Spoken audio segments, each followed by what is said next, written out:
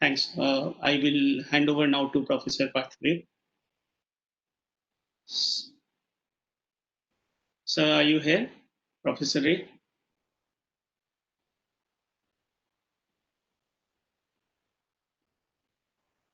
Professor Ray, you may please begin your deliberations.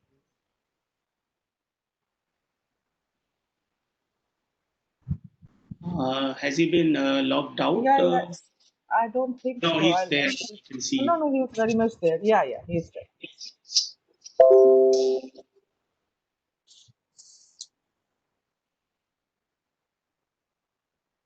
Professor Ray, you may please begin your deliberations. Should I start? Yes, please. You can share your presentation. Okay, sure. Just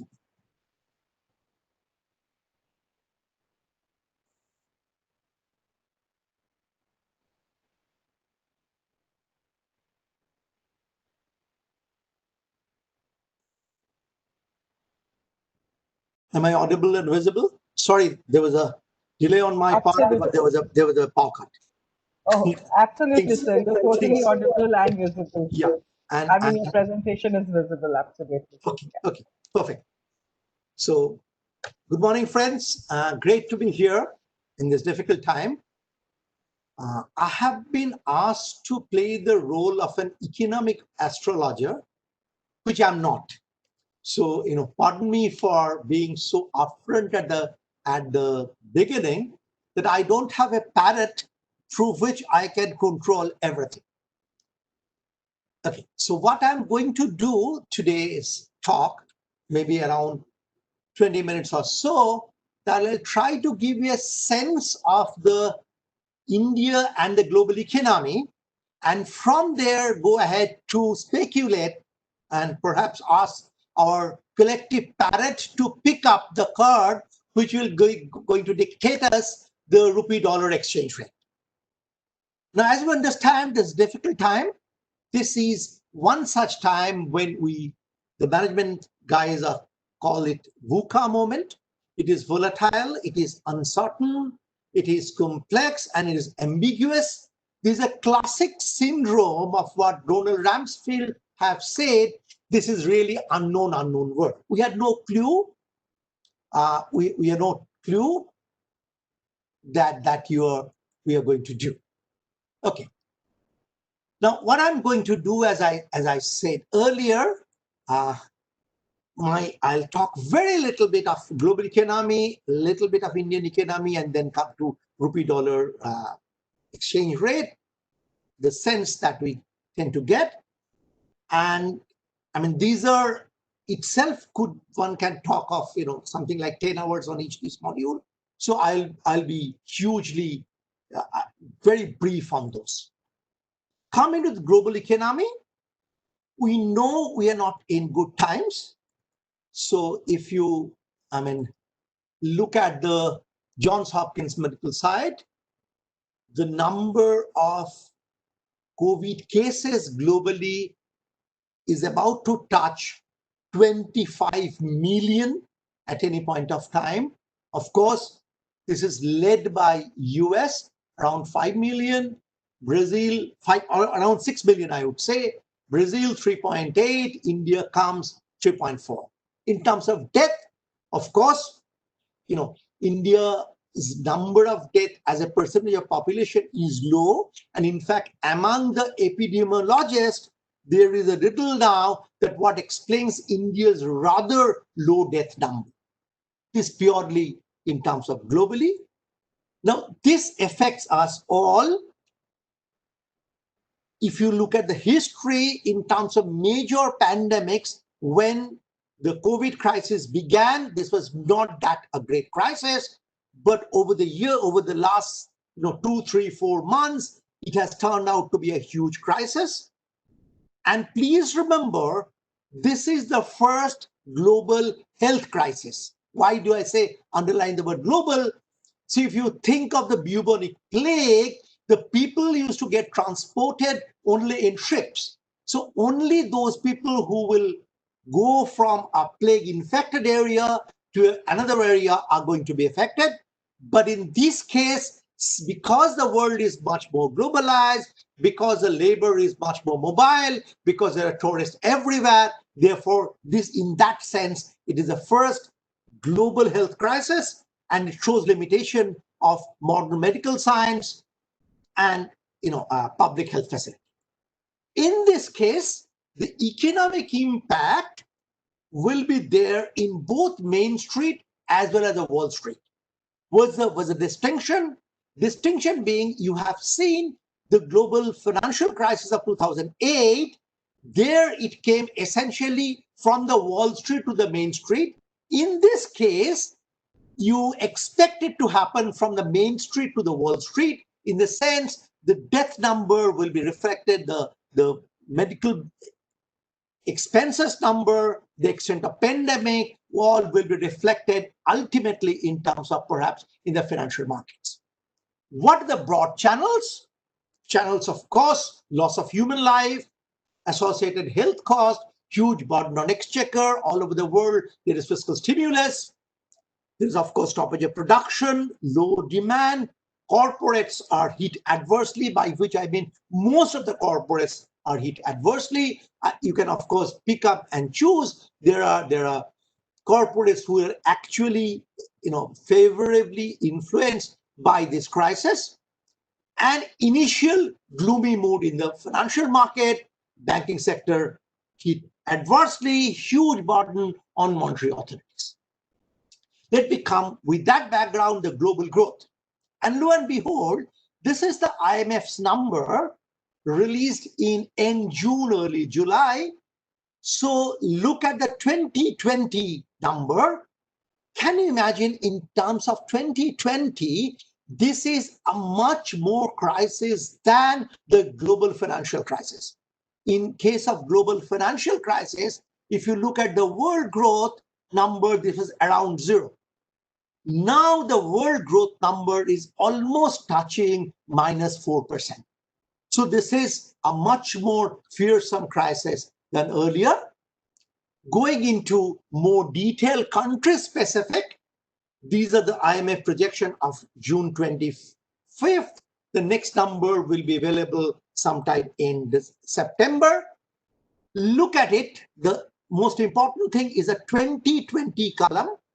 If you look at the 2020 column, everything is minus excepting one country, and that's called China.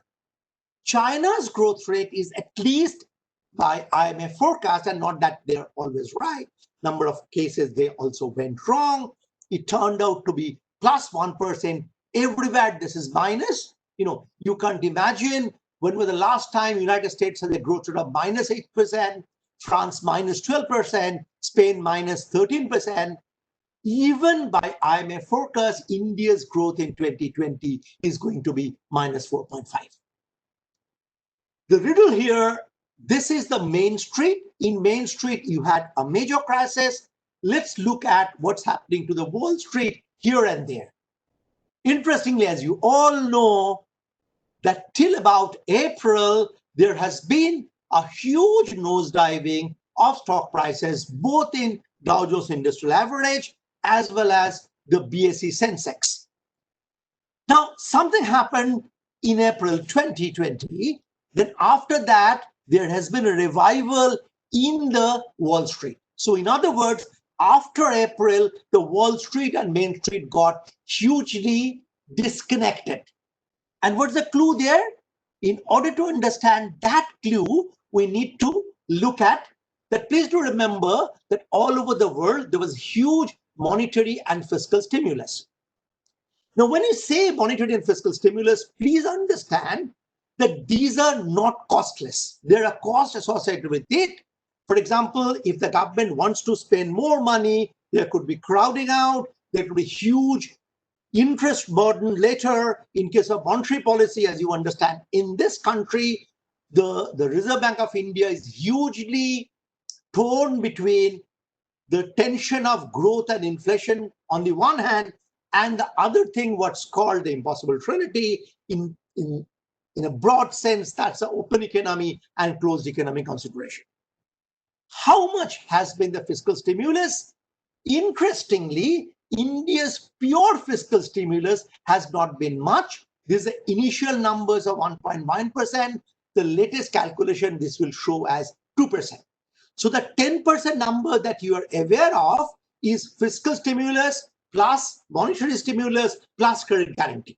So pure fiscal stimulus, pure tax cut and government expenditure, income transfers, that's around 2% of GDP. Okay. There have been huge policy actions. I'm just trying to explain the disconnect between the Wall Street and Main Street. There's been a huge policy action. I'm not repeating them. This is an enlightened audience. You are already aware of what US Fed have done. They have cut the federal fund rate. They've given forward guidance, hugely supported the financial market functioning. They have been direct lending to major corporates, encouraging banks to lend. They supported even state and municipal borrowing and opened up international swap lines. And globally, if you look at globally, number of countries pursuing an expansionary monetary policy or a loosening monetary policy are much more than number of countries tightening. So in this conversation, this part with a small little chart on which I have written earlier, that look at the expansion of Fed balance sheet.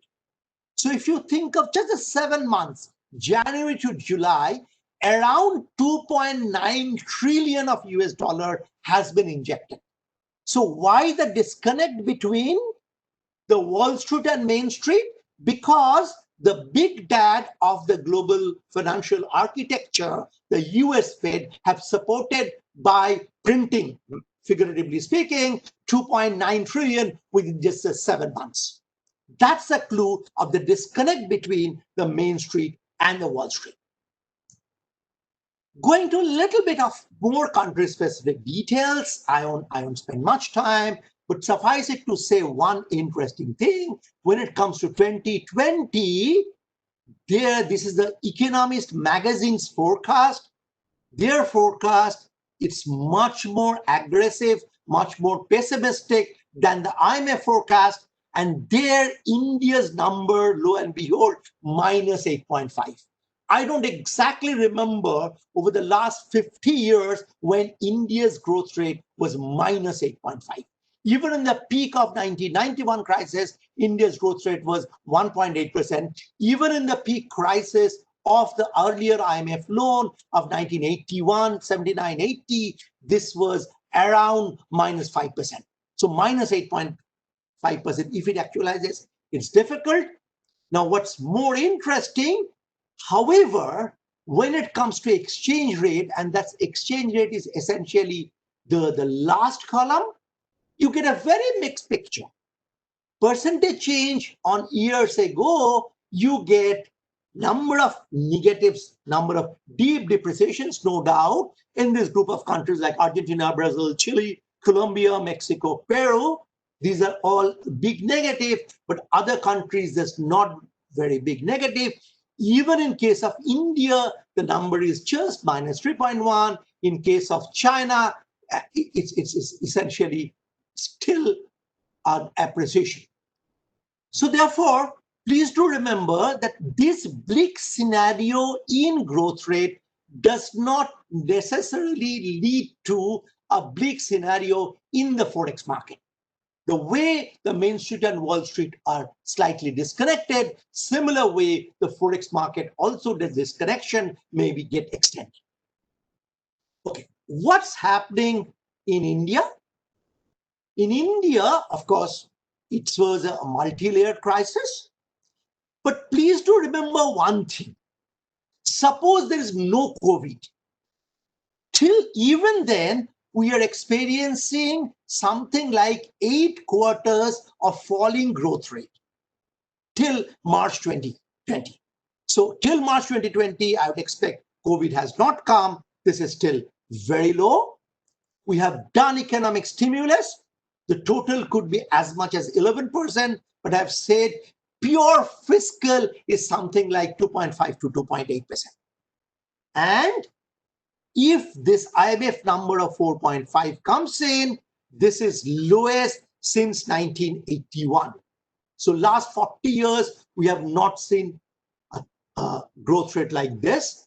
How does it affect? The latest RBI annual report have reflected on this.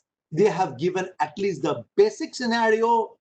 They are expecting the infection to come down by early September. The horizontal axis, these numbers are essentially fortnight. So 10 fortnight is essentially 2.5 months. So by end August, early September, they're expecting infection to come down and therefore output gap to improve. Inflation also might take over.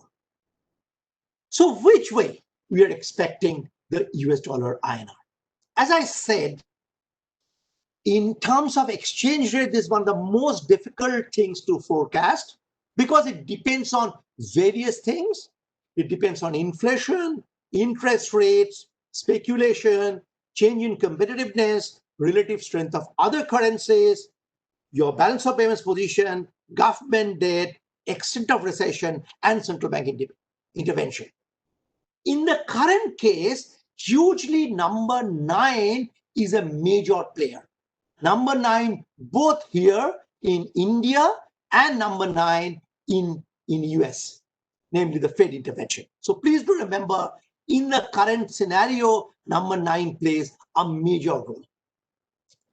Just to discuss those numbers into a categorically context, India's current account deficit at this juncture is low.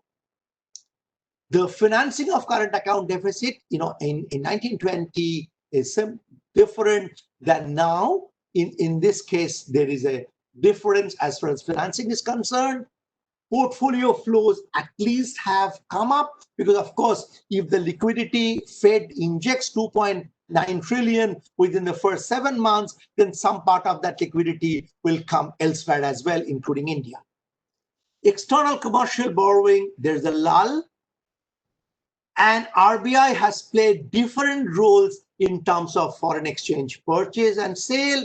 The last chart in this, the sixth chart here, the yellow graph, US INR buy and sell, you get to see that in different quarters, RBI has played different roles. And honestly, what role RBI would play, nobody knows, including the RBI itself, because many of the times they also respond to the call of the day.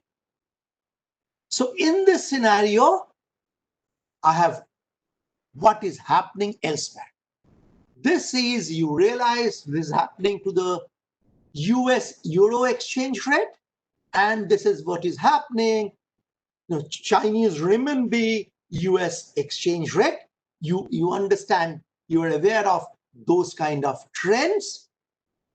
How we are seeing, and this is my last chart, that INR USD rate heading to, the latest numbers. How do we expect? There could be different scenarios. One could be purely a benign scenario. There could be a bubble in the financial markets, but soft landing. And stability comes from two sources. One is Fed QE. The other is, they get support from RBI intervention. That's a benign scenario. And genuine unknown, future of COVID, how long the central bank will keep the tap in full swing, or absolute doomsday, a bubble burst. So I'm just given my subjective probability, and feel free to differ. I'm sure you have different perception. You are in the market much more than I do. So 70 to 75, I would attach a 70% probability. 75 plus will be 20%, and 72 minus will be 10%. I'll stop here. Thank you, Professor Ray. And we will have the Q&A after the next discourse. So I would request Mr. Samir Lodha, the founder and managing director of QuantArt Market Solutions Private Limited, and Mr. Srinivas Puni, the founder and managing director of Adroit, to please discuss the effective strategies of USDINR. So over to you, Mr. Lodha and Mr. Puni. Thank you, Professor Ray, for a nice presentation, as always. And I request all participants to be ready with their question. I'm sure they have many questions to ask Professor Ray.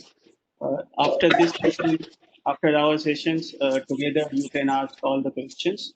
So for the timing, you can mute, keep yourself there. And at the end, ask questions. Now,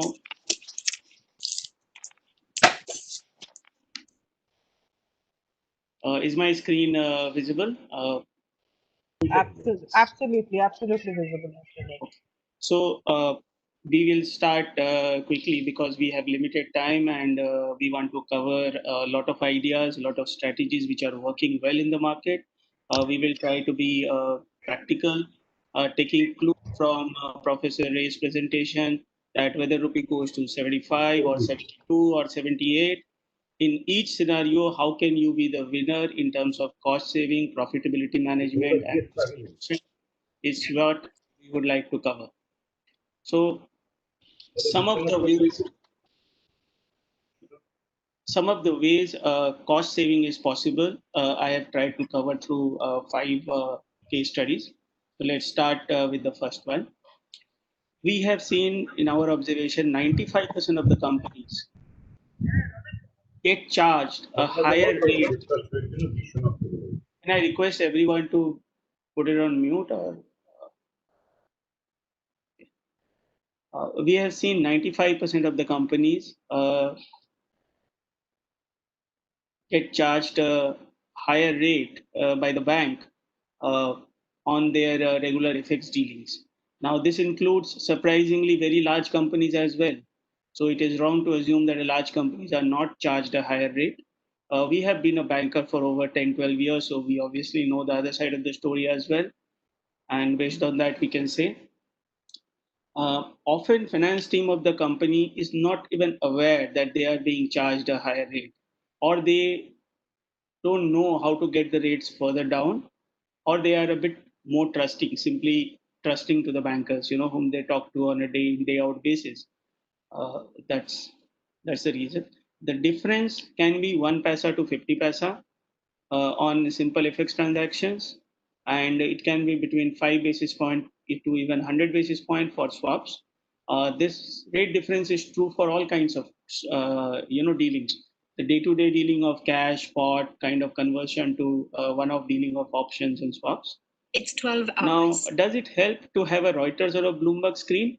It certainly helps, but that's not sufficient, because I will just give you two information that the rate which you see in Reuters is not the rate which is the real interbank.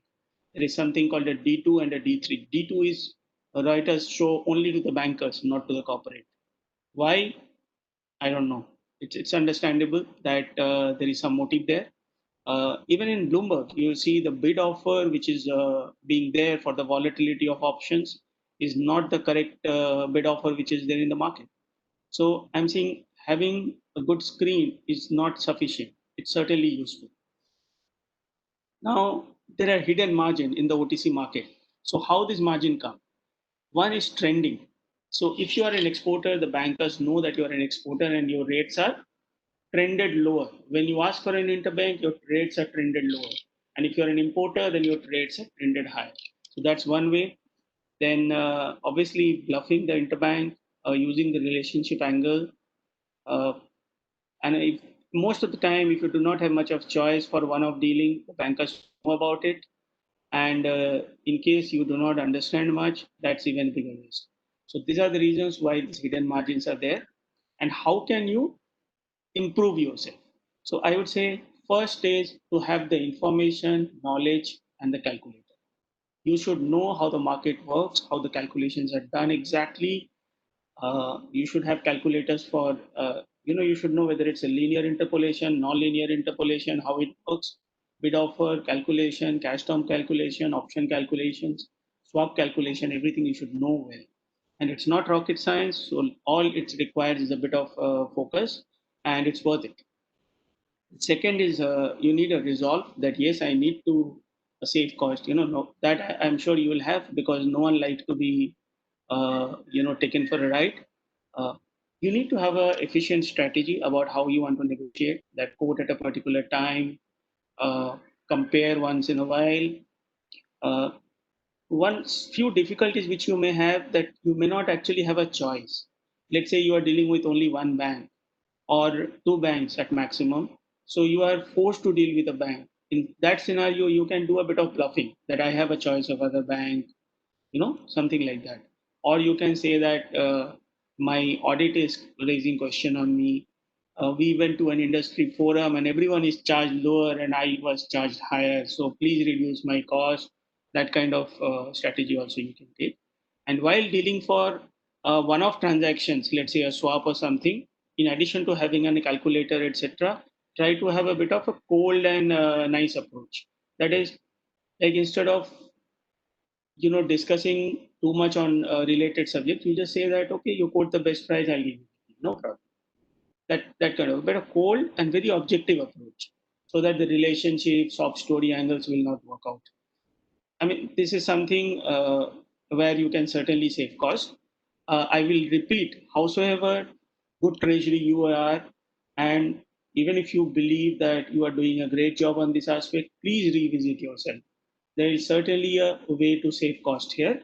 I can guarantee 95% of the companies, large, medium, MNCs, have potential to save cost. And this is based on the actual data we are talking about. And this matters. A 5 paisa, if you can save on a $10 million, that's around 5 lakhs rupees. So this is one of the way you can save cost. Second, I will come to a loan. Most of your, I mean, many of the companies have loan, right? I mean, some of you will not have, but I'm assuming these slides are for those who have borrowings. Now, the question is whether you should borrow in rupee or you should borrow in a foreign currency. Okay, typically you will see, I have taken a very typical examples. These are not, depending on your company credit rating, the rates will be different. But broadly, on a long-term rate loans, if you are getting an INR loan at 9%, that's the blue line, uh, the red line is around a fully hedged rupee loan, you will be able to get at around 8.5%. So there is most of the time little bit of cost saving if you take a foreign currency loan, even on a fully basis. Okay, so you should go for foreign currency loan, except one or two scenarios. You should go for foreign currency loan wherever possible, even on a fully hedged basis. Now, look at the green line. If you optimally hedge, then there is a significant scope of cost reduction. Significant, especially in longer term, the probability of cost saving is also higher, and the difference is also higher. You can significantly save costs. You can achieve around 3% difference compared to a rupee loan. Now, coming to what are the different kinds of long-term loans which are available, those are ECB, external commercial borrowing. Then you have dollar bond, which mostly the large companies or very large companies can access. Then you have a choice of FCNR, foreign currency non-repatriable, that can also be long-term. And the fourth choice you will have, if you have an INR loan, you can synthetically swap it into dollar. INR to INR to USD or INR to Euro swap. These are the areas. These are the different ways you can have a dollar loan. Short term, the choices are bias credit, suppliers credit. Capex bias credit backed by SBLC has been started again. It got banned based on the LOU, but now it's called SBLC, and those bias credits are happening in the market. The rates are also very fine, LIBOR plus 50 bips, LIBOR plus 60 bips for 1 year kind of funding. Those are very attractive right now.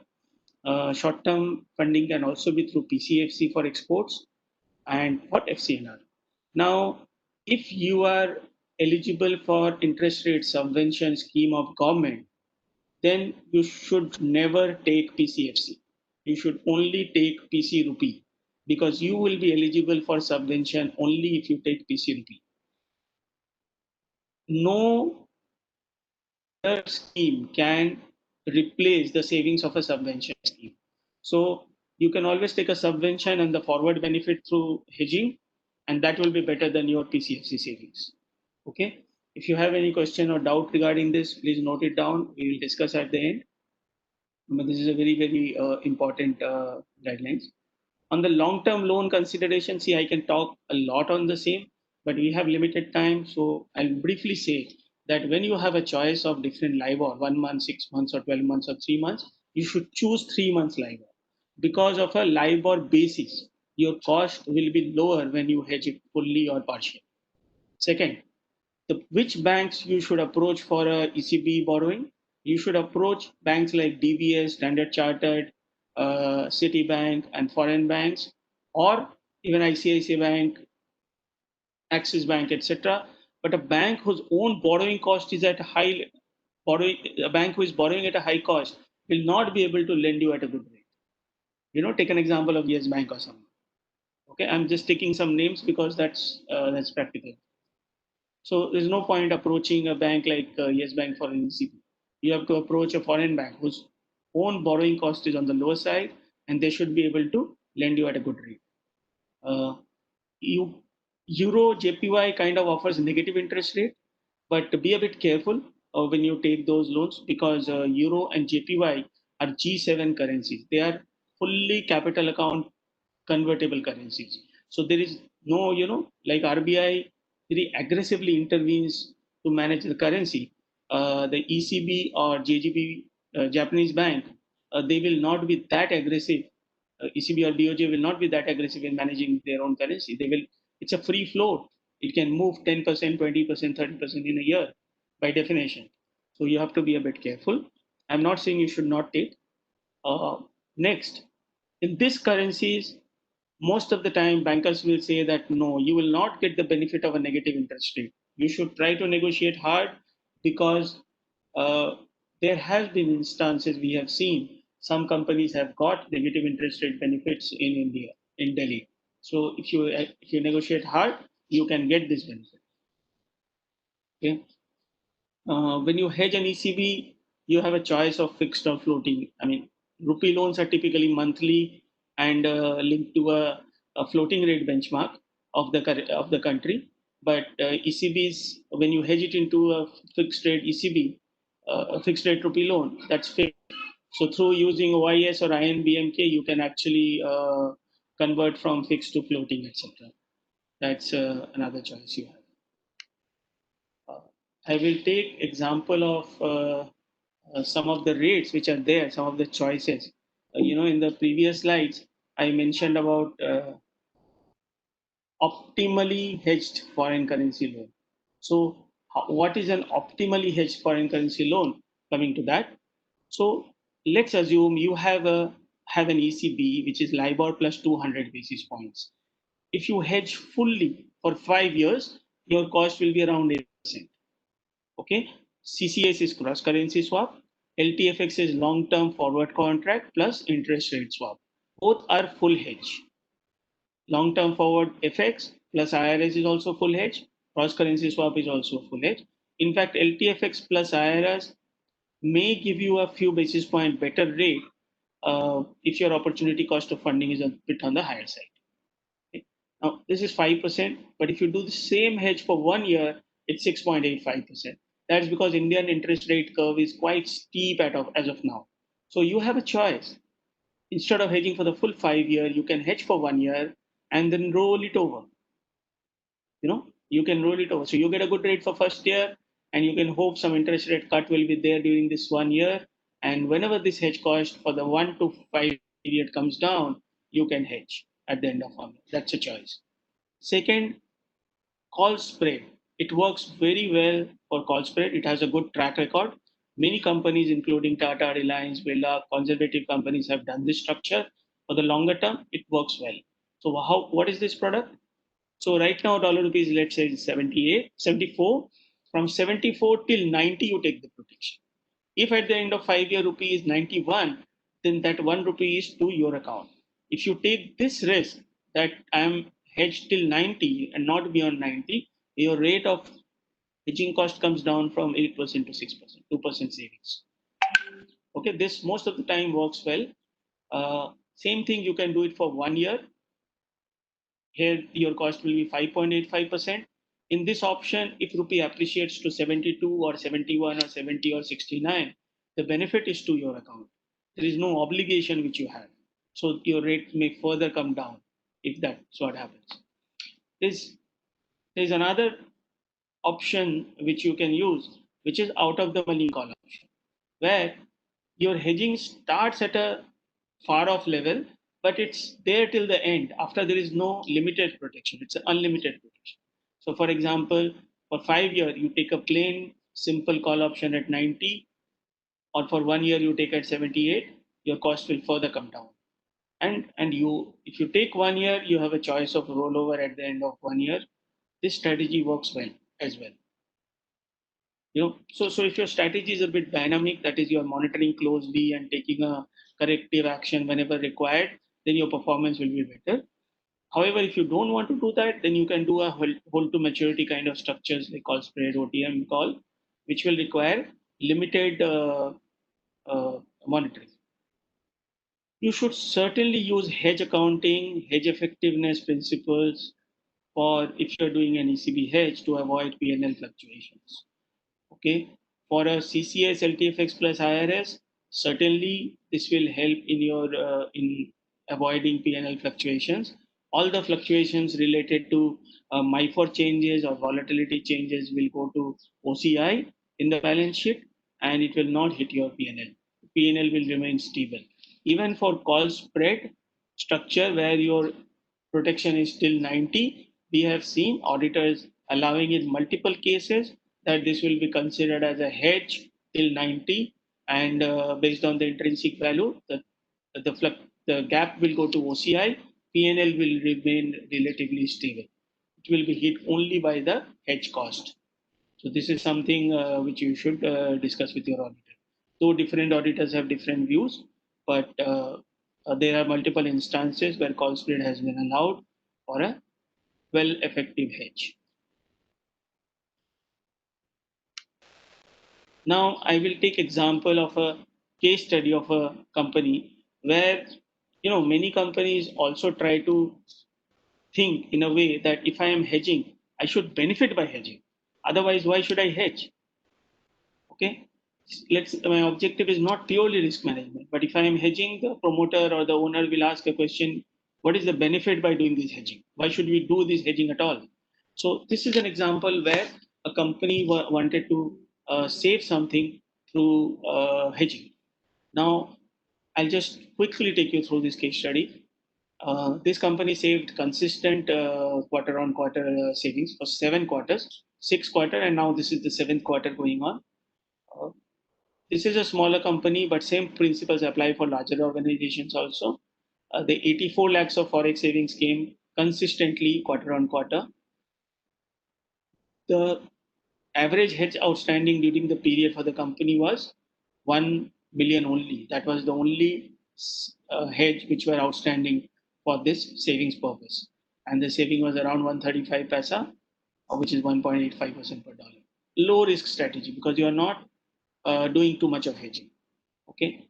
I would also like to say that when you are trying to benefit from hedging, you are better off doing the same from the export side, not from the import side. Because if you do it from the import side, the forward premiums, which is around 1 paisa a day, will keep eating away your benefits. So, practically speaking, and even if you look at the long tenor data, which we will show today, you will be able to see that you are better off selling, better off trying to do the savings from the sell side, not from the buy side. From the buy side, there are other strategy which will come. This company had exposure in USD and Euro both. So depending on the timing, we asked them to sell both of this. It actually works out.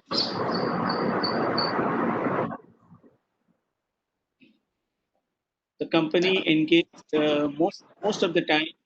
Forward contracts were booked. No options were used here. Also, I would like to mention one more thing, that for exporters, 90% of the time they should be using forward contracts. Only 10% of the time they should use options. But that is completely opposite for importers. Importers, I would say they should use 70% of the time options, around 30-40% of the time forwards, or some mix like that for the best results. Coming to you. Company didn't hedge all the time. They waited. Only at the right time they hedged, and in smaller quantities, small lots, never in larger lots, very, very small lots. Okay. They negotiated hard with the bank so that they are not losing 3 paisa, 4 paisa on every deal, which will wipe out a significant amount of P&L. Good MIS systems.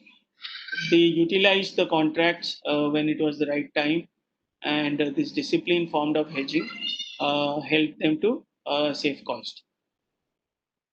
Here for the decision making, they used algorithm, which we will talk about in some time. The algorithm based approach provides a better discipline. Human minds are subject to emotions and subject to collective narratives that what's happening in the market. 10 people you talk to, everyone will try to say similar kind of narratives. Whichever way the markets are moving, people will talk about that direction. Like right now, rupee is appreciating, everyone is talking about 72, 73. When rupee starts depreciating, the same people will start talking about 78, 79, 80. So to avoid that kind of biases, and algorithms are a better approach. So if you want to benefit from hedging, I would say you do from export side, book forward, small lots, small amount, not all together, book for longer tenor and early utilize. So you don't sell for 1 month or 2 months or 3 months. Try to sell for 1 year and early utilize as required.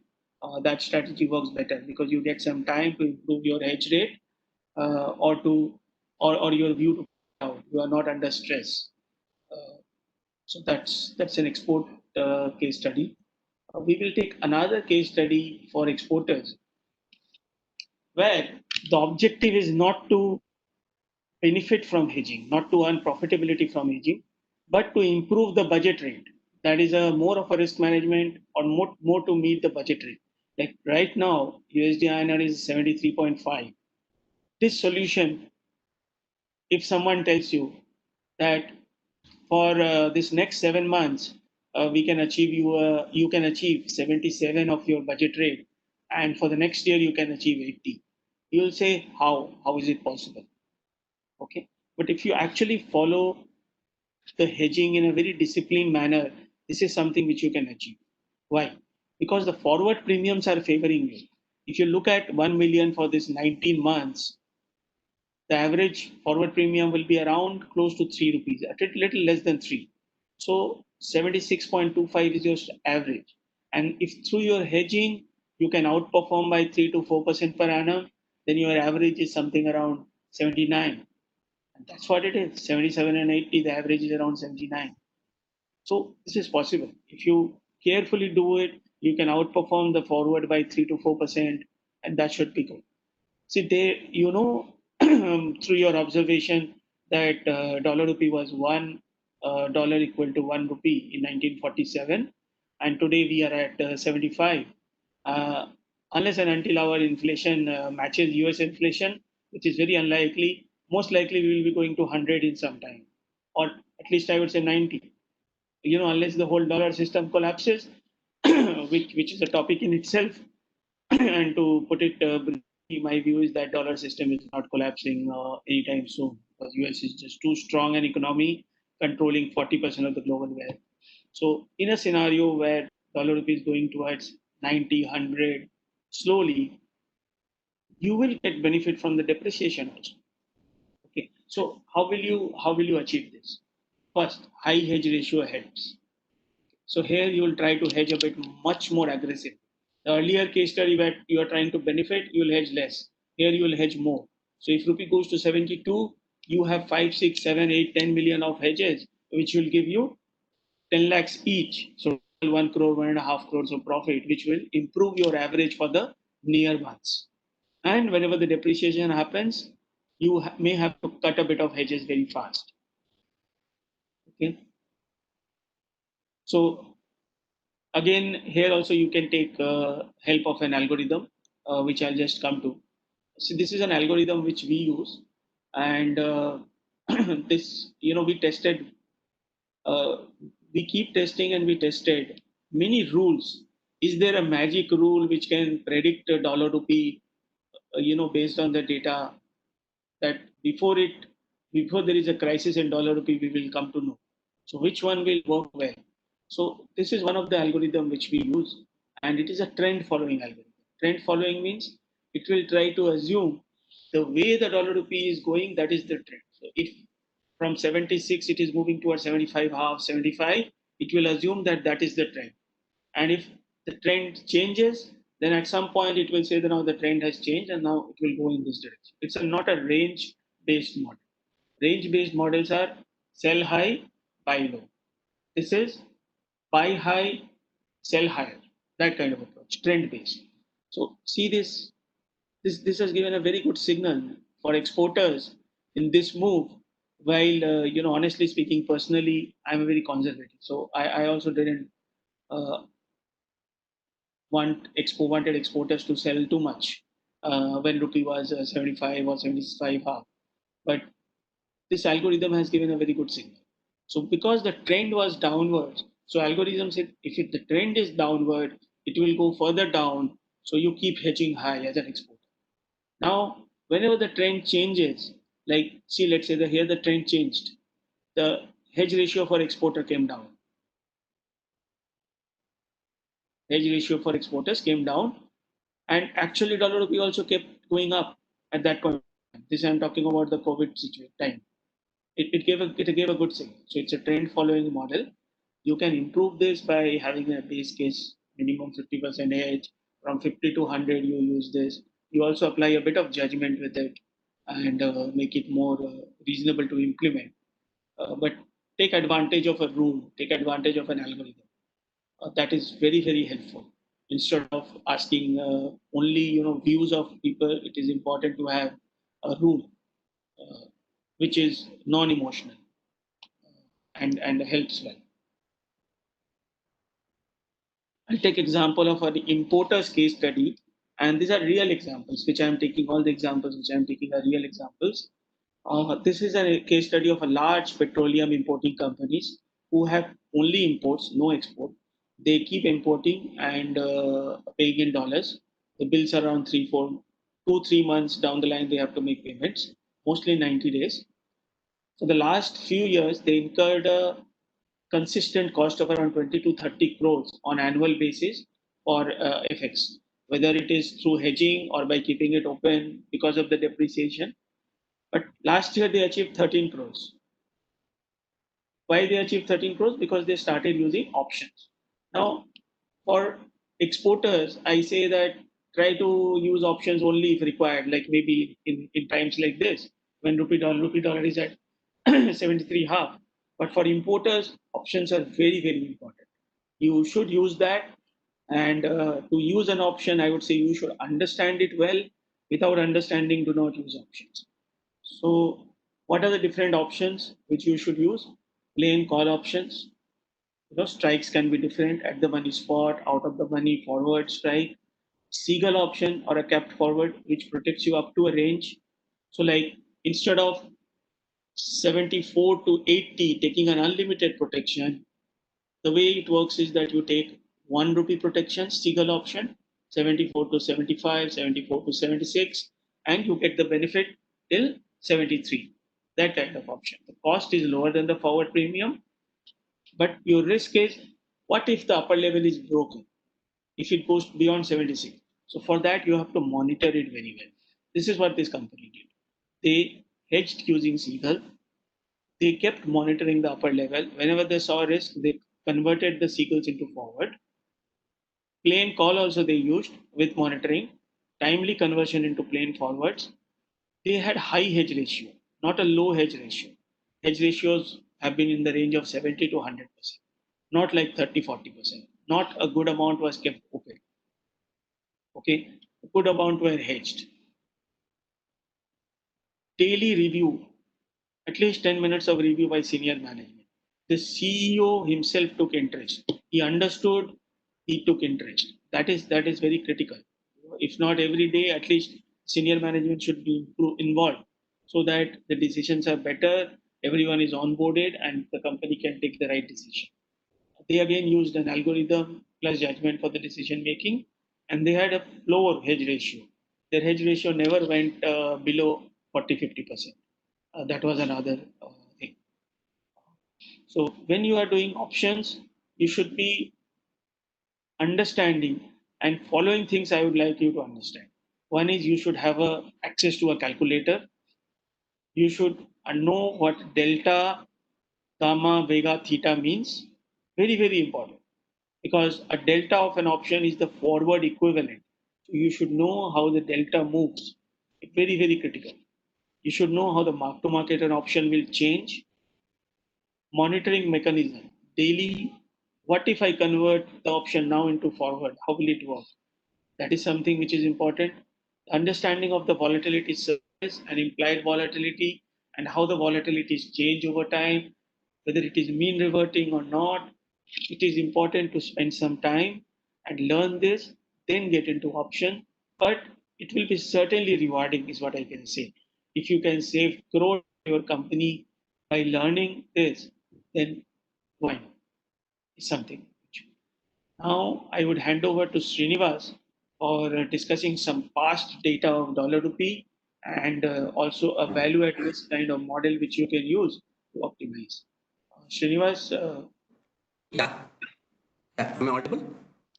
yes, yes. Okay. Yeah. So now you have been discussing aspects around, rather strategies around how to probably generate cost savings. One critical element in all this is the ability to have a framework as to what should be my stop loss, or rather, if I'm doing an option structure, what should be the maximum level at which I have to monitor this. So those aspects are also critical. So even if you want to benefit from forex, the ability to read the past data and understand how actually dollar rupee can behave in the future based purely on how it behaved in the past. So what here this slide that we kind of put some numbers here. So this is basically a value at risk kind of a framework. So based on the past probabilities, how a dollar rupee is going to behave in the future for a given time frame. For example, this is a table which talks about the a potential move in dollar rupee with different probabilities in a given tenor. So for example, over a 6-month period, the way you can read the table is like this. Over a 6-month period, the 90th percentile depreciation is 7 rupee 30 paisa. Now, what does it mean? It means that if you have a 6-month exposure, an import exposure, and if you're evaluating what could be my worst case loss, you can be fairly sure 90% of the time that your loss will not exceed 7 rupees, right? So that is the maximum move it can go. With a 10% chance, there could be plus more than 7.3 rupees happen. Similarly, you can actually say that if I am an exporter, that there is only 10% chance of a 3.7 rupee kind of a appreciation in rupee. So if I'm evaluating strategies and to hedge or not to hedge, so these kind of numbers give you a perspective on the worst cases that you can look at. Also, you can compare it with a forward that you have to use for hedging. So for example, a 6-month forward is 1 rupee 40 paisa, let's say. Now you can say that 1 rupee 40 paisa is actually even less than 75 percentile move, which means that if I hedge with the forward, 75% of if I hedge it with the forward, how much percentage of time I'm expected to benefit from the hedge? So in other words, how much how is the rupee depreciation going beyond that forward premium I'm paying? So that kind of analysis helps in the management of your stop losses and evaluation frameworks. Now, one thing you can observe from this table is that as you go towards long term, the forward rates are significantly higher, and in fact, the forward rates are close to the 75 percentile numbers. Which means that if you go for a long-term hedging using a forward for an importer, you're actually sure to lose 75% of the time, in the sense that the actual rupee depreciation might be less than the forward premium you're paying. So that's why the ECB hedging around with using call spreads, which Samir discussed earlier, all those do well better than forward contracts for long-term hedging. And similarly, for an exporter, continuous hedging is a gaining proposition most of the time. 75% of the time, you can say that continuously hedging with a forward contract, the forward premium will benefit you, right? So the idea is here, therefore, that you evaluate it on an ongoing basis, this kind of a framework, and see if I'm doing a forward, if I'm or evaluating a loan for my IRR, or if I'm evaluating my import structure like a Seagull, what is the kind of protection I want to go for? In all of these, scenarios, you actually use numerical and past data based numbers, which can help. Instead of just taking a subjective view, you could at least have a sense of what is my worst case if something happens, and for that you should know roughly what is the probability of that happening. Right, if there was a probability of 2 rupees happening, 3 rupee move happening, and so on. So this is a good framework. Again, this is always used by banks. It's not that it's not a new concept. Banks use it on a daily basis, in fact hourly basis. They always have a value at risk limit, but even from a company perspective, this is a good idea to have. Yeah. So this is something which you should can look to implement. Okay. Now, I mean, this is all about cost management and savings and so on. But now this is a good time to even touch upon the new regulations that are going to come up. Now, till August 31st, the current set of regulations will continue. But from 1st September, RBI is going with the RBI regulations around new. It's a completely different paradigm.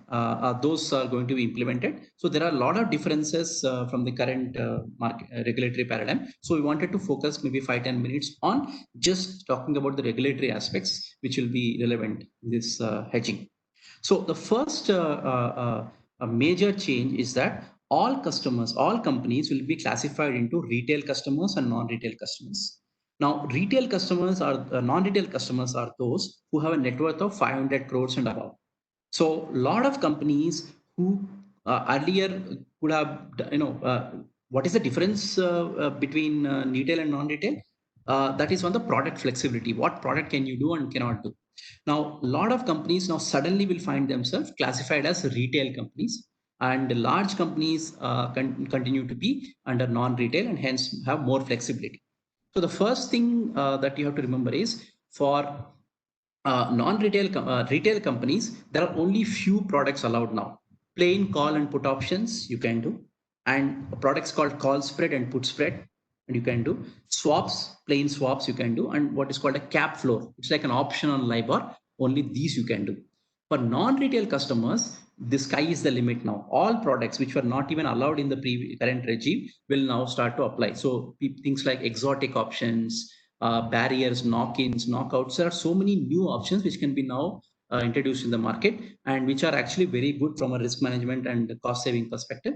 So, but only large companies can do it. So that, and second difference is that rupee to one of the options which Samir discussed when it comes to cost saving on a loan is that instead of having a rupee loan, you could think about moving that rupee loan into a dollar loan using a swap. So that swap was permitted in the current regime. It is permitted for a lot of companies as long as the banks are convinced for the need. And by default, it is anyway permitted for companies which have 200 crore and above net worth, or companies which are listed. They could do it. But in the new regulatory regime, only 500 crore plus net worth companies can only do this. So unfortunately, that flexibility is not taken away. Right. So these are all the differences which are going to happen now in this in the operational aspects around forwards. Okay, so what is the impact of this regulation? Of course, we discussed the product flexibility, but operational aspects around hedging are undergoing a drastic change.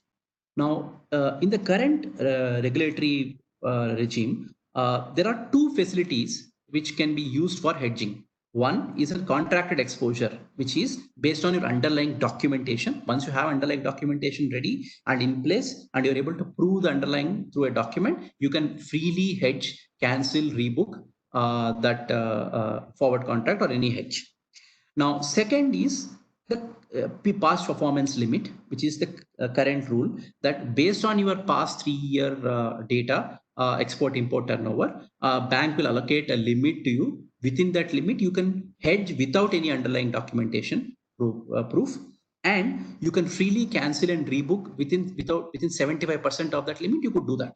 So, but now RBI has replaced this past performance limit with what is called an anticipated exposure framework, which is that if you don't have an underlying document, but you expect a cash flow, you can just go ahead and do a deal with the bank based on that anticipated exposure.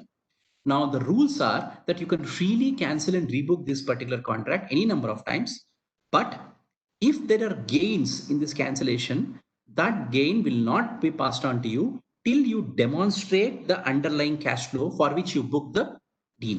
So if you are booking a 1 million transaction, and if you cancel that and again rebooked it, cancel it and rebooked it so many times, all of those gains of that contract will be accumulated with the bank and then will only settled with you only when you show a $1 million and cash flow proof, either through a Swift copy or through some bank statement, whatever, or maybe directly if you are using the same bank for your flow also, then the bank will know that this underlying has happened and then the gain will be settled.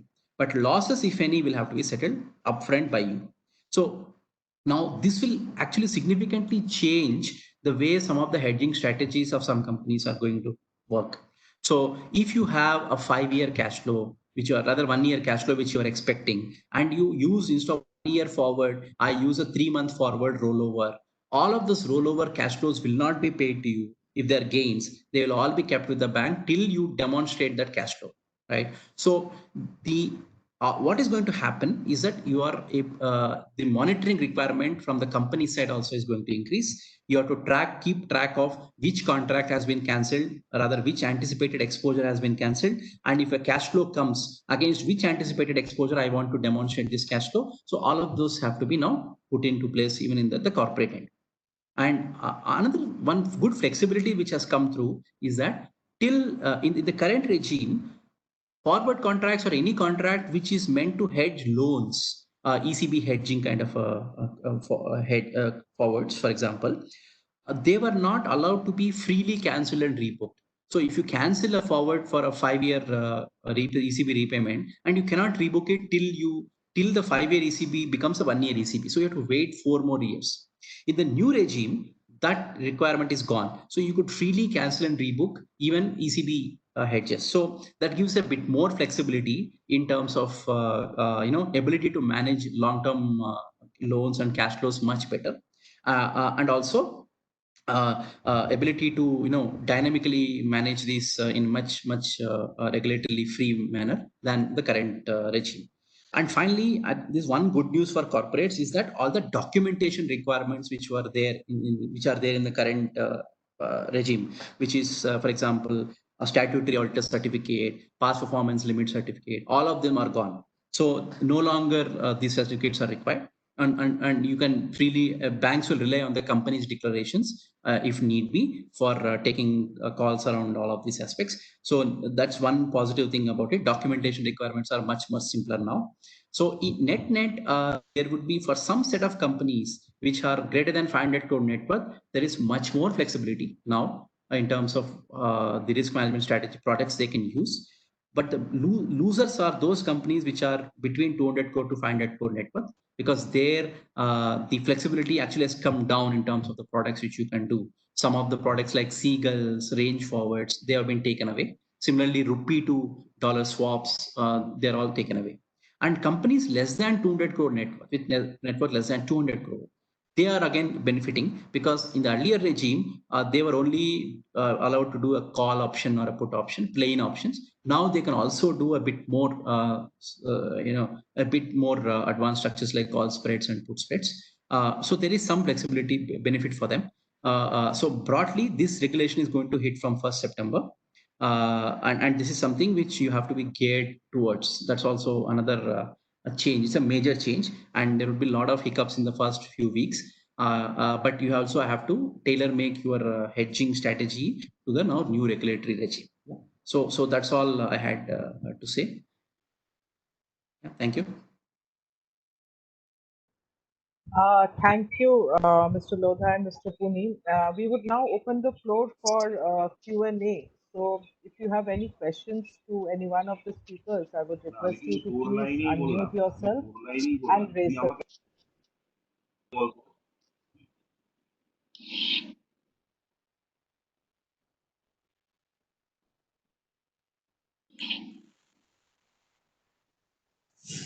Anuradha, this is Bikramjit Ghosh. Yes, Mr. Ghosh. Good afternoon, please. I have a question for Professor Ray. We know that Indian GDP growth is falling for the last 8 quarters, and it is even before the COVID came into picture. I'll just ask him, where are we going wrong and how we can set it right if we don't consider the COVID effect?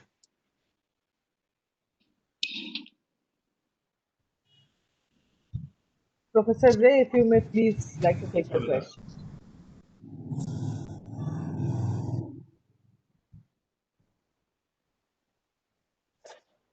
Am I audible now? Yes, sir. You're audible. Yes, sir, you're audible.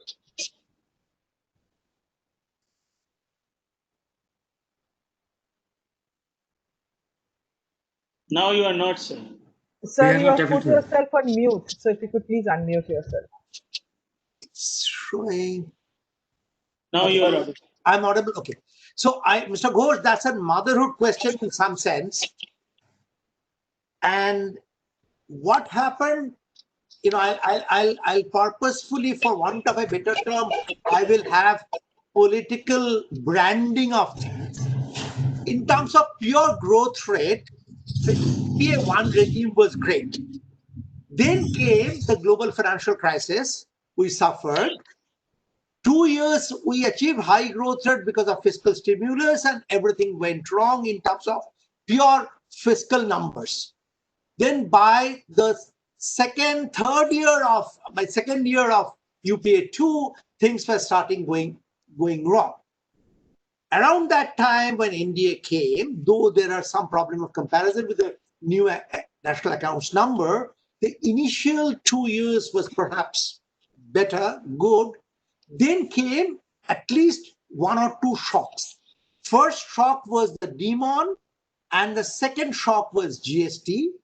Initial working of these 2 shocks, we were not ready to absorb. And by the time we were about to absorb these things, also the fiscal stimulus, when there was not much headroom on fiscal stimulus. And if you recall, there was some attack on the exchange rate in 2018 as well. And things started going wrong.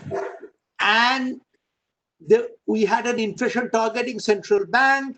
Since the fiscal headroom was less, we expected everything that monetary policy to take care of. But the bank's balance sheet was also very impaired. So even if the central banks reduced their repo rate, that was not necessarily transferred to the ultimate consumer. So in some sense, there was a policy issue, partly domestic, partly international. Together, things were going wrong for the last 6 to 7 quarters. And around this time, the COVID attacked us. So therefore, we have been attacked when we were on a very, very weak footing.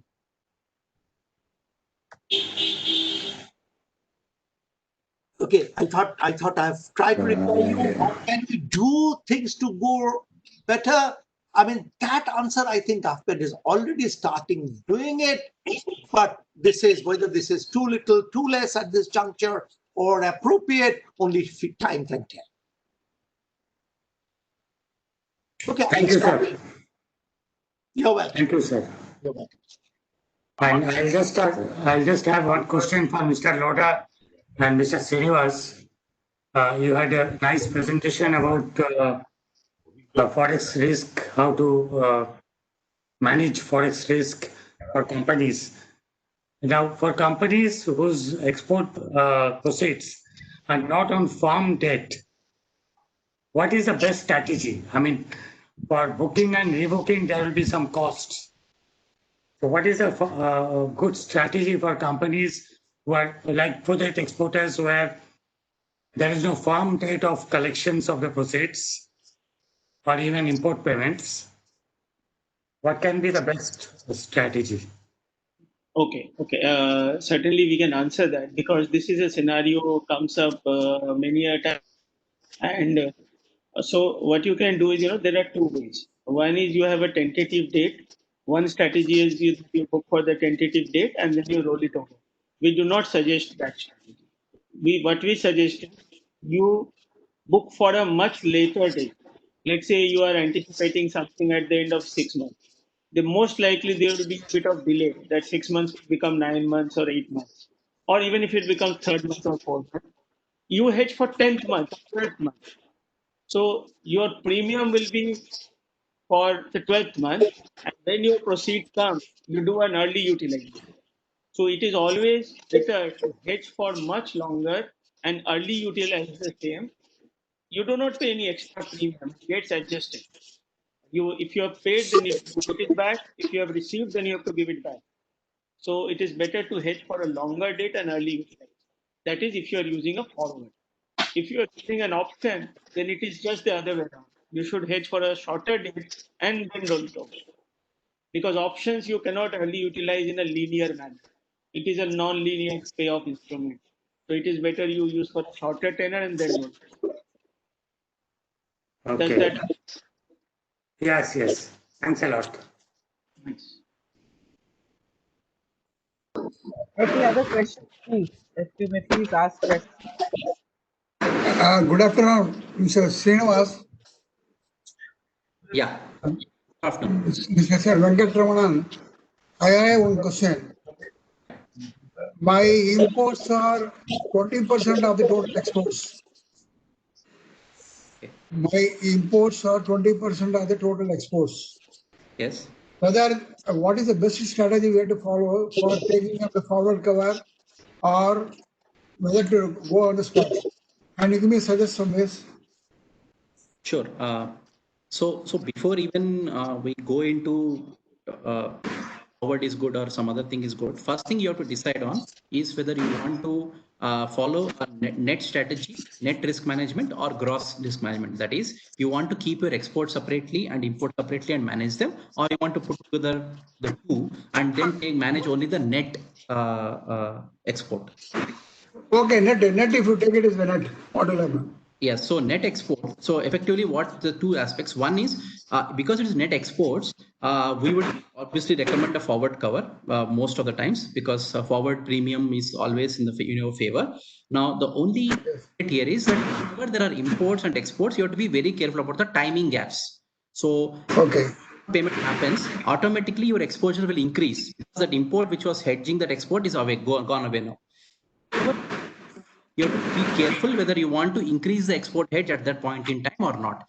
Other than that, I would suggest that again, to the disclaimer here is that you have to look at that at a different point in time. It might vary, strategy might vary, but broadly speaking, hedging forward consistently gives you better benefit over a good period of time. It's short period you can use by hedging, but over a long period of time, hedging exports using a forward contract has been the best strategy. What about the imports for that? No, that's what I'm saying. If you let's say if you have imports of let's say 100, let's say for example million and imports of 2 million and exports of 10 million. So the total export number is 8 million.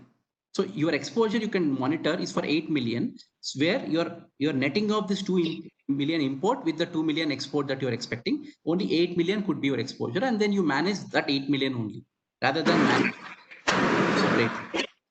Having a different strategy for two could be one. As I said, instead of net, you can net out the two together. That's a better way of managing, rather than keeping import separate and export separate and managing the two again. It's a different strategy. So import is automatically hedging your export to an extent of 2 million, right? So you don't need to do anything about it. You focus on 8 million.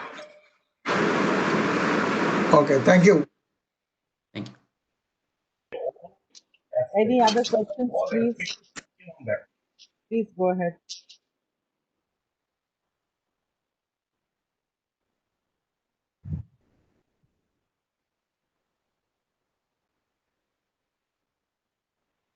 Any questions, please?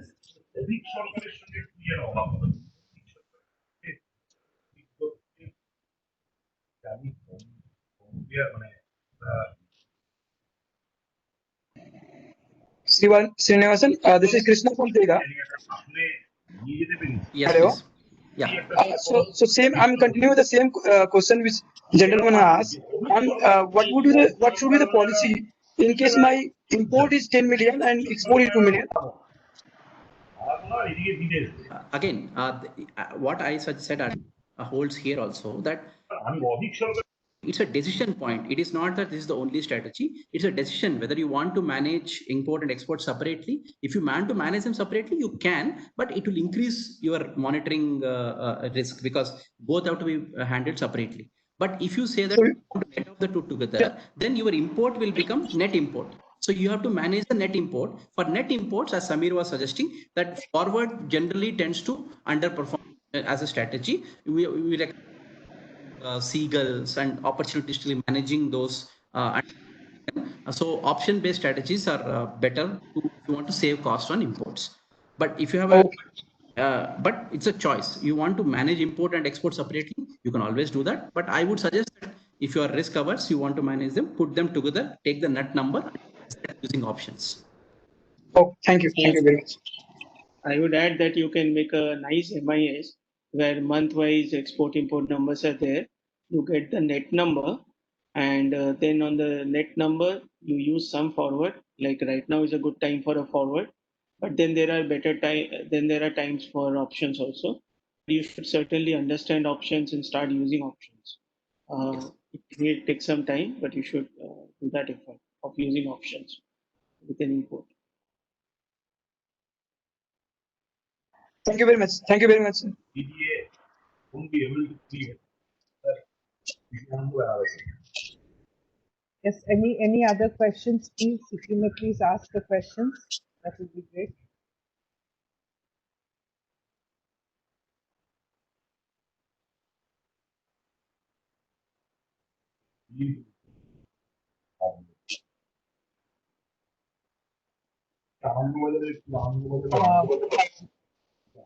Yes, please.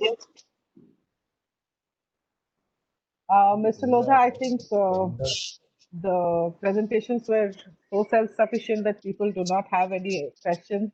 So one question which has come in the chat, I will just answer that. Definitely. Yeah. This is a question that they are planning to buy machinery worth $1 million. Are they eligible for buyer's credit, and what can be the hedging strategy? Yes, you are eligible for buyer's credit. You can take sanction of SBLC from one of the banks like ICICI, HDFC, Axis, RBI, IndusInd, yes, etc. And based on that, you can avail a well-rated funding from any of the foreign banks or even overseas branches of Indian banks. The rates are good. And once you take that, then the hedging strategies, if it's a, depending on the market, the right hedging strategy can be chosen. Like right now, if you ask me at 73.5, what is a good strategy? I would suggest that you take a simple forward. But if the same question is asked when dollar rupee is at 76, I would say an option is better because there is a possibility of rupee appreciation. So you can evaluate the options which I mentioned, like call spread, plain call, and forward. But don't keep it open. Remain hedged. US election is coming, and when everything is bullish, those are the times when the risk appears back. So it is better to play safe, is what I would say. Samir and Anuradha, I have a question. Definitely, Yes, please go ahead. So we are an exporter, and we borrow in foreign currency using PCFC and EBRDs, and most of our export earnings are used to pay those obligations. So in that situation, should we be considering any hedging, or our foreign currency borrowing generally acts as a natural hedge and we also get interest benefit? So is there any other strategy we should look at from our perspective? Yes. First question I would like to ask you back is, are you eligible for interest rate subvention? We should be. I think that has just come in. I think we have to evaluate under the new scheme. But for now, maybe let's assume we are not eligible. I think because we are If you are still. eligible, then you should first take the PC rupee to that extent. Let's say PC rupee comes at 6.5%. you take the subvention benefit of 3% and you take the forward premium of 4%. So your interest rate actually will become negative. Now, once to the extent you are not eligible for subvention, PCFC is a good strategy. You can continue to take PCFC and EBRD. Export, you have to evaluate whether from or your export cycle, and that is not same as the working capital cycle. Export risk cycle is from order date to payment date. If that amount is higher than your loan amount, dollar loan amount, which is PCFC and EBRD, then you still have FX risk. So to that extent, you should do plain forward contracts. So Typically, you see. Yes. Yeah, that is helpful, Mr. Lodha. But in our case, what happens?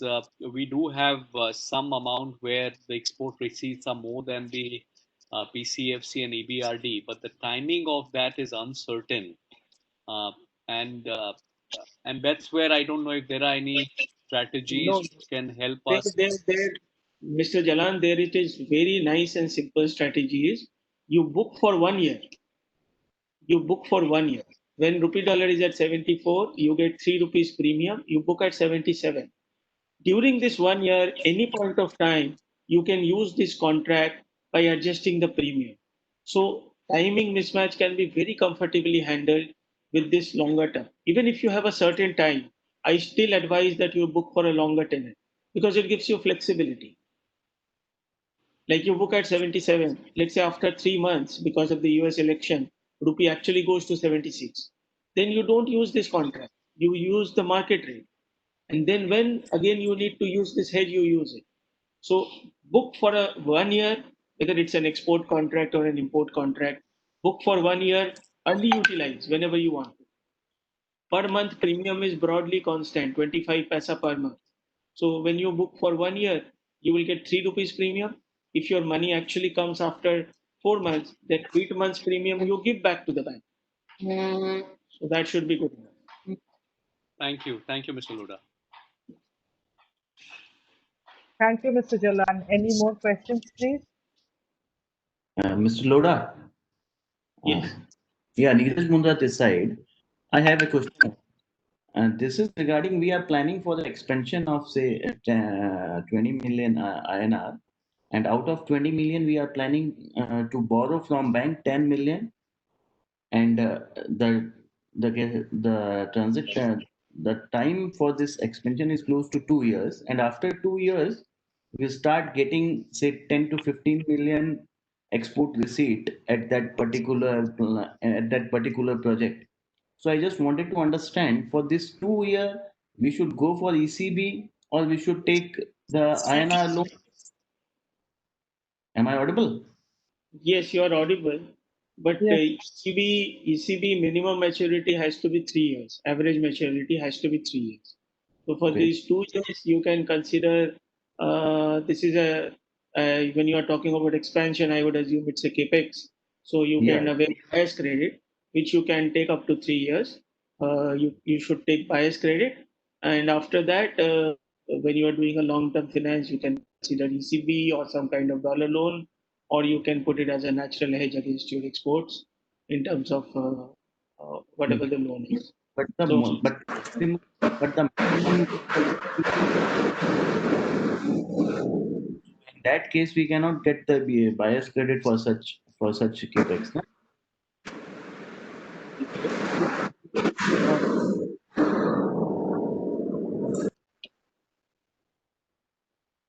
yeah, yes, Mr. Mundra, tell me.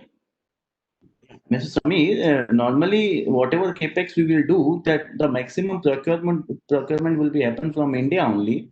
In that case, we cannot use bias credit, na? Yes, you can use bias credit. If your procurement is from India, you can use bias.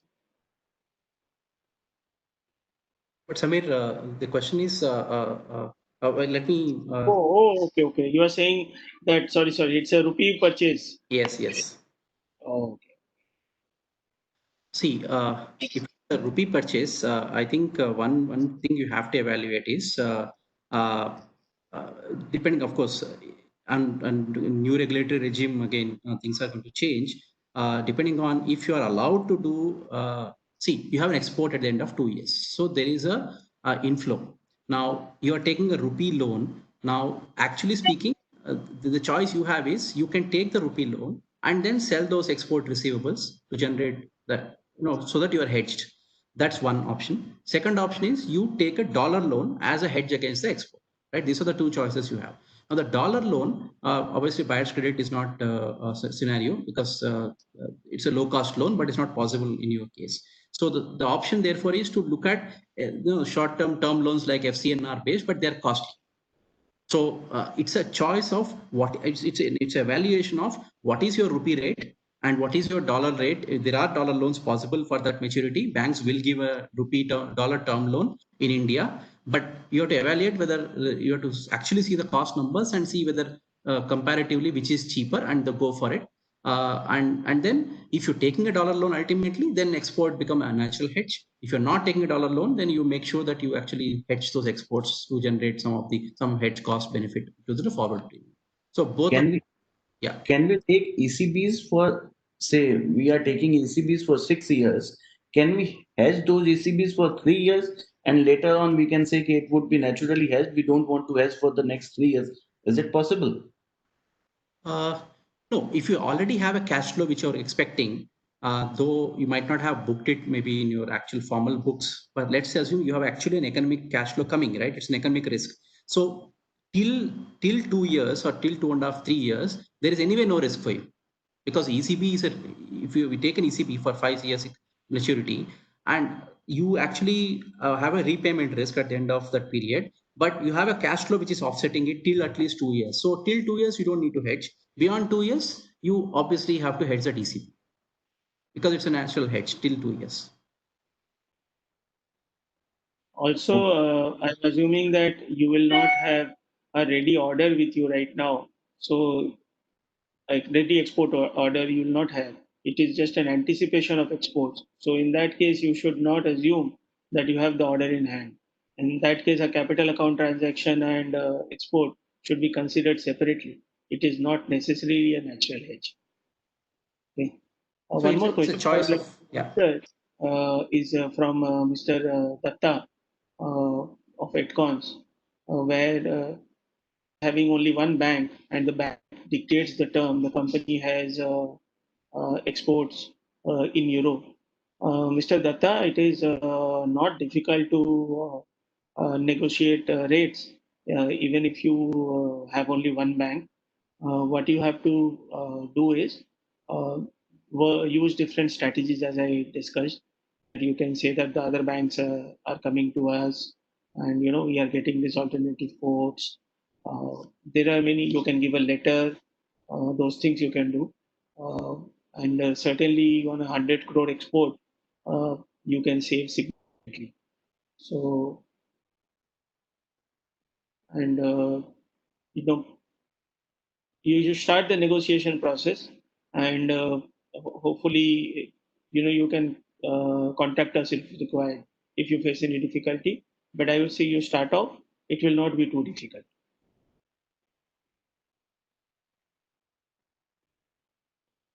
Any more questions, please? You may like to ask any questions.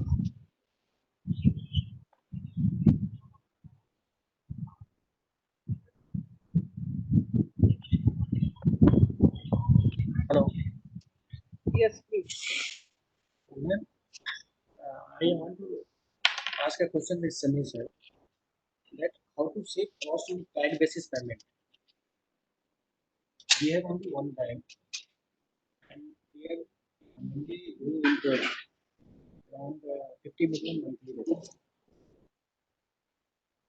Hi, Mr. Anand, not very clearly able to listen to you. Sir, I want to know how to save cost on CAD basis payment. Because actually we are frequently importing from around the globe our raw material and paying on the cash basis. Release the document from the bank and paying on the cash basis. Mr. Rahman, not able to hear you clearly.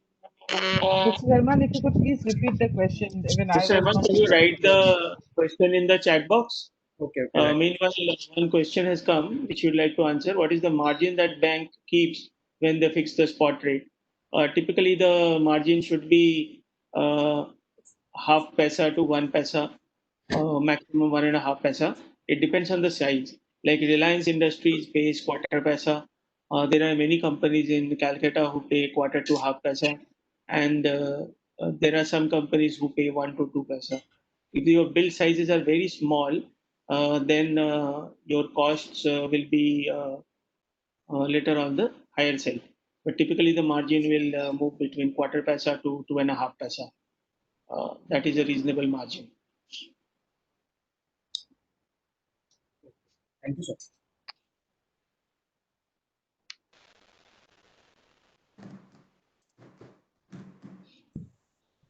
Mr. Rahman, was your question answered, or would you like to ask another question? No, it is okay.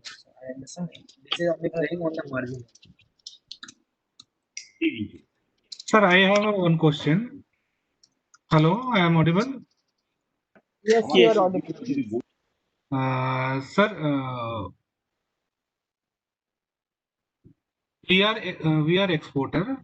We are exporting goods, and on a daily basis we have a receiving.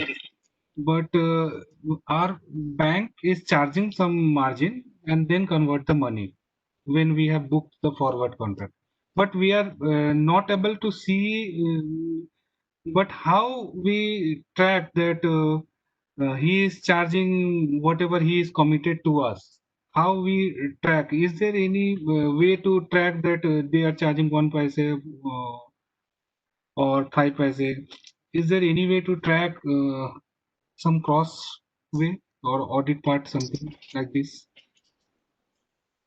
Mr. Shah, there are many ways to track, but the best is what we will do is we will try to help you out in these actual transactions, in checking how the rates are. Okay, so Okay. we'll connect you to my team, and whenever you have this contract, they'll be able to help you on to understand how much is the difference. See, honestly, having a screen and will not be right. At that time, if the dollar rupee is moving on the upper side or lower side, depending on that, there is a right rate. And how volatile the FX is, depending on that, is there is a right rate. So, simple answer I cannot give you. But still, if you want to check on your own, then you see investing.com, they have a dollar rupee rate. And from there, how much difference you are getting, you can check that on the spot. But cash pot adjustment is required as well. So that also you have to see.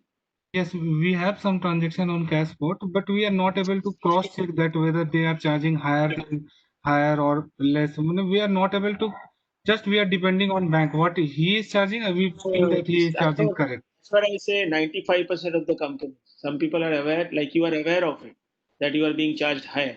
Some companies are not aware, and this costs are significant. I mean, collectively, the corporate sectors are losing a significant amount of money because of the wrong charges. So I just want to know how to track if it will be possible. You have to know the cash pot and you have to know the spot.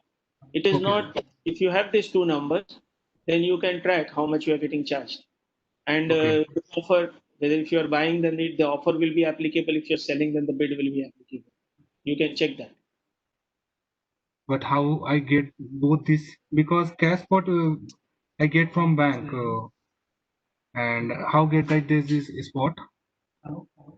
So what we will do is we will provide a complimentary platform to from QuantArt to all the participants for checking the rate one time and understanding what kind of rates they are being charged. So one time valuation we will offer to everyone.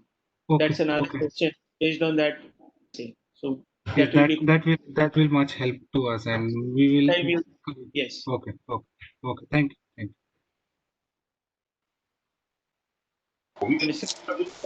Hello. Hello. Hello. Yes, sir. Please go ahead. Samir. Yes, Mr. Das. Sir, we are a small exporter at Calcutta.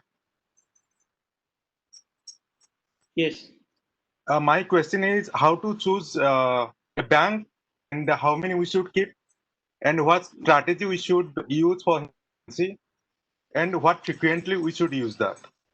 My money cycle is 45 days max. No, every 45 days we receive payment approx $3 lakh. Yeah, $10 lakh we get.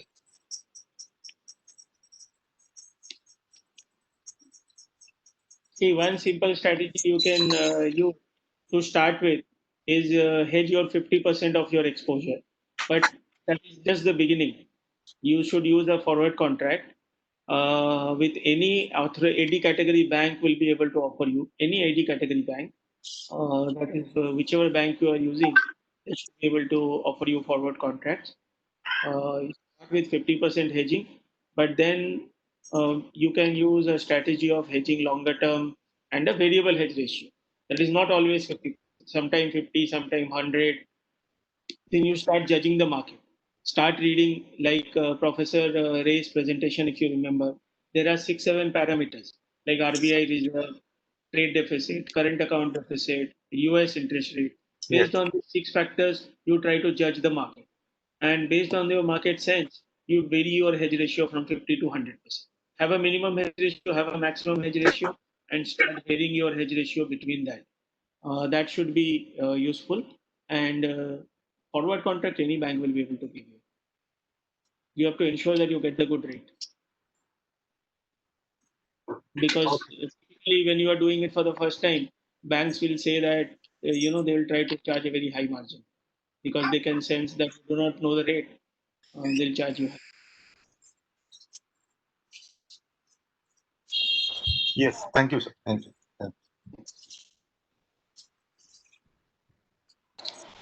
Mr. Lodha, good afternoon. Yes. We are an exporter. We usually do our forward contracts for 3 months or 6 months.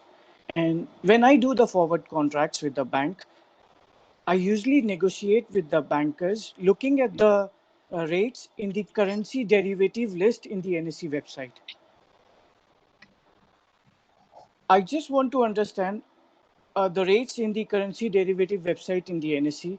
How close are the rates compared to what bankers see in Reuters or Bloomberg? See, for the 1 month rate, the NSE rate is very, very correct. But for 3 months and 6 months, NSE is not liquid. So you'll not be able to see the right rates in NSE.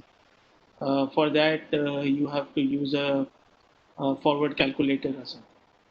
But for but for 1 month, it's pretty accurate in the NSE website. Yes, very accurate. 1 month is very close to the real market because otherwise there will be arbitrage. One difference is that NSE rates are for different dates and OTC market rates are for different dates. Like NSE expiry could be on 27th of August, whereas OTC market month end could be 31st of August. So for those 4 days, we have to adjust the premium. Yeah. Thank that you. you calculate on a linear basis. Should not be that difficult. Should not be that difficult. Yeah, that's all I wanted to know. Thank you. Yeah, Mr. Lodha, I have a question. Yes, sir. See, as you suggested, and what we are doing. So, regularly hedging of the FX contract for the export receivable is export oriented company, and regularly hedging of that. So, so average if there is we are regularly hedging, and if there is a sudden fluctuation in the USDINR, and so all my M2M will go into negative. Means like I will tell you, in the month of February, February to March, there is a sudden fluctuation around 2.5 to 3 rupees. So all the hedges I have done for next 1 year, it's gone is out of money in that case. Okay, so what should be a strategy for such fluctuation, or what the action we should take that time? So I'm assuming that your order cycle is longer. That's why you are hedging for 1 year, and your invoicing cycles are smaller. That is, you have a longer term order with a short term invoicing. That's why you have more hedges than you have in your books of accounts. Correct? Yeah. Okay. I mean to say I have 4 months, 120 days credit period to my buyer. Correct. But your contracts are of longer term nature. Yeah. So, And I hedge for next 1 year, 40% or 45% of my next 1 year's receivable. so to the you have to use hedge accounting for forecasted receivables. If you use hedge accounting, then mark to market for the portion which is not already in the receivables debtors will go to OCI instead of P&L. That is the way you can avoid fluctuations in your P&L. You have to use hedge accounting under Ind AS. Okay. And that has a provision of forecasted exposure to be presented as a hedge underlying. Okay. Okay. We'll look into that. Thank you. Thank you.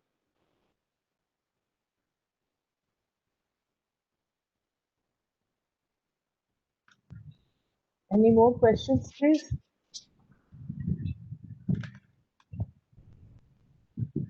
Okay. Yes, Thank you. yes, please. Any more questions, or do we put this session to a close? I think, Mr. Lodha, we have come to the end of the session. Thank you so much for this session. Thank you, Professor Ray, for this wonderful presentation. Thank you, Mr. Lodha, Mr. Puni, for the presentation and for the interactions. Madam, can you excuse me? Yes, sir. Please, please, please. Can you pause on that PPT? It was what are the PPT?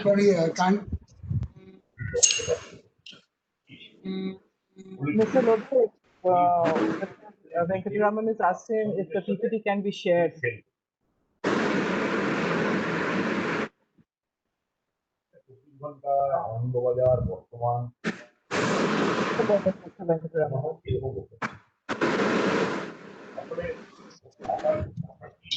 Mr. Lodha, Mr. Venkataraman is requesting if the PPT that you gave, the presentation that Mr. Venkataraman, we will send our PPT to you.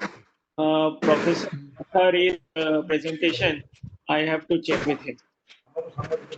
Yeah. Send, if you could please send both the presentations to us, then we can disseminate it to all the honorable.